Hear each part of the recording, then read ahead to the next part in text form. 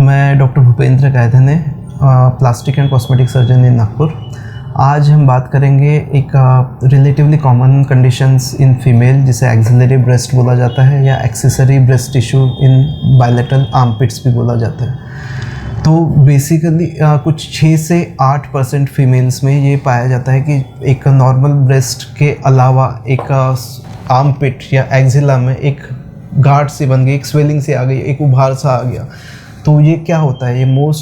ये होता है कि जो हमारा ब्रेस्ट टिश्यू है, ब्रेस्ट ग्लैंड है, उसका एक्सटेंशन होता है एक्जिला में, जिसे एक्सिलरी टेल ऑफ स्पेंस बोलते हैं। तो कुछ फीमेल्स में ये टिश्यू हाइपरट्रॉफिड हो जाता है और apart from the normal breast mount जो है, एक ब्रेस्ट माउंट, एक गार्ड, एक उभार हमारे एक्जिला में भी बन जाता है।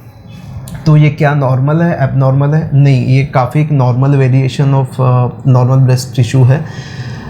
काफ़ी 6 to 8% फीमेल्स में पाया जाता है। इससे क्या तकलीफ़ होती है?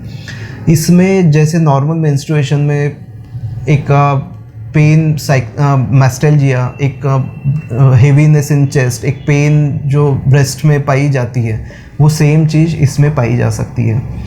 ब्रेस्ट में कोई भी जो अपने अदर लीजन्स है, जो सिंपल सी गांठें होती है, फाइब्रोएडेनोमा हो सकता है या सिस्टिक डिसऑर्डर्स हो सकते हैं, वो सारी चीज़ें इस ब्रेस्ट टिश्यू में हो सकती है।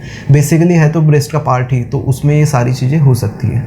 तो इससे क्या दिक्कतें आती है? तो मेंस्ट्रुएशन के टाइम पे इसमें पेन हो सकता है, हेवीनेस हो सकता है ऊपर, और इससे कुछ पेशेंट्स में स्लीवलेस कपड़े पहनने में थोड़ी सी दिक्कत आती है। वो एक थोड़ा सा क्लोथिंग चॉइसेस अफेक्ट हो जाती है, लिमिटेड हो जाती है कि स्लीवलेस नहीं पहन सकते। जब हाथ उठाते हैं तो एक अलग सी गांठ उसमें दिखाई देती है, so which can be socially embarrassing. So what to do about it? क्या करना चाहिए इसका? क्या इसमें कैंसर होगा? जो नॉर्मल ब्रेस्ट में कैंसर होने के चांसेस है, उतने ही इसमें होने के चांसेस है। तो इस रीज़न के लिए इसको निकालना चाहिए? नहीं।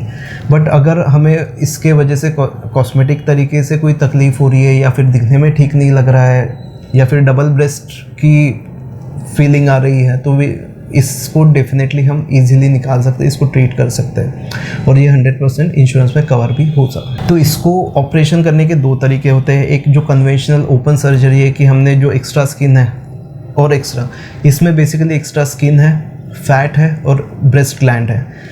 तो एक जो कन्वेंशनल सर्जरी होती है वो आर्मपिट में हम एक कट देते हैं स्वेलिंग के ऊपर, और उससे वहाँ पे ब्रेस्ट पे टाके आ जाते हैं।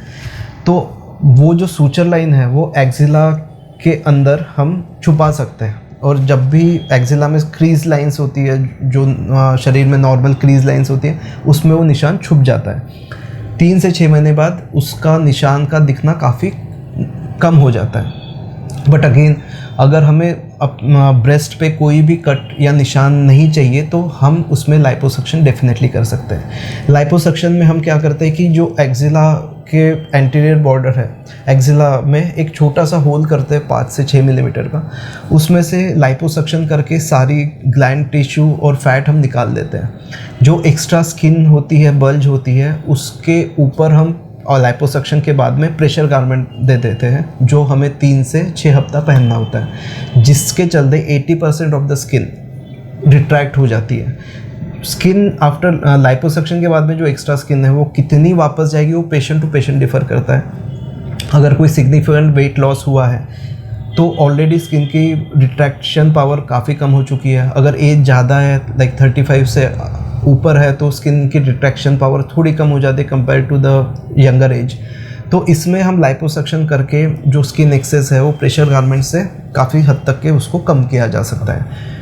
इसके बाद भी अगर बाई चांस वहाँ पे स्किन एक्सेस बच जाता है, तो हमारे पास बॉडी टाइट लेज़र्स होते हैं, जिसके कुछ 4 से 5 सेशंस में हम इस स्किन को टाइट कर सकते हैं। So basically with using liposuction and laser therapy, we can make this treatment completely scarless.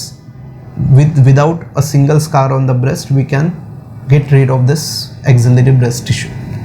Thank you.